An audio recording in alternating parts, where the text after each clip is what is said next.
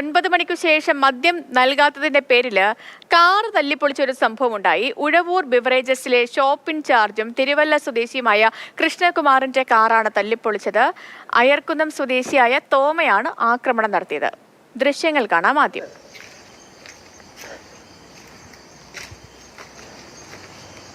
Complaint കൊടുക്കും കേട്ടോ.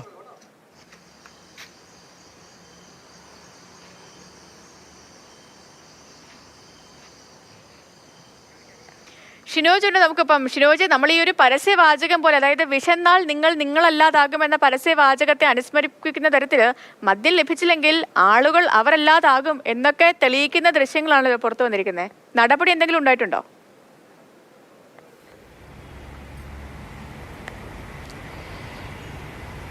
സേതു, ഇന്നലെ രാത്രി 9:15 കൂടിയാണ് ഈ സംഭവം നടക്കുന്നത്.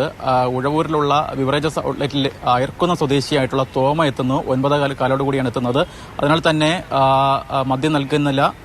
പകരം ഇയാൾ ഇറങ്ങിപ്പോകുന്ന സമയത്ത് കയ്യിൽ കരുതിയിരുന്ന ഇരുമ്പ് ദണ്ട് ഉപയോഗിച്ച് ബിവറേജസ് ഔട്ട്ലെറ്റിലെ ഷോപ്പ് ഇൻചാർജും തിരുവല്ല സ്വദേശിയുമായിട്ടുള്ള കൃഷ്ണകുമാറിന്റെ പുറത്തിട്ടിരുന്ന കാർ, ഈ ബിവറേജിന് മുന്നിലിട്ടിരുന്ന കാറിന്റെ മുന്നിലെ ചില്ല് തല്ലി പൊട്ടിക്കുകയായിരുന്നു.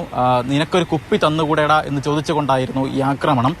എന്തായാലും ഇതിന്റെ CCTV ദൃശ്യങ്ങളൊന്നും തന്നെ പുറത്തു വന്നിട്ടില്ല. അവിടെ ഉണ്ടായിരുന്ന ജീവനക്കാരിൽ ചിലർ പകർത്തിയ ദൃശ്യങ്ങളാണ് ഇപ്പോൾ പുറത്തു വന്നിരിക്കുന്നത്. എന്തായാലും ഈ സ്ഥിരമായി ഇവിടെ ഈ ബിവറേജസ് ഔട്ട്ലെറ്റിൽ മദ്യം വാങ്ങാനെത്തുന്ന ആൾ തന്നെയാണ് ഈ തോമ.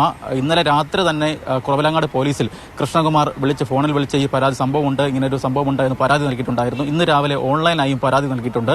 ബിവറേജസ് MDക്കും പരാതി നൽകിയിട്ടുണ്ട്. മേൽ നടപടികൾ എന്തായാലും ഇതുവരെ പോലീസ് തുടങ്ങിയിട്ടേ ഉള്ളൂ. തോമ ഇതുവരെയും പോലീസിന്റെ പിടിയിലായിട്ടുമില്ല.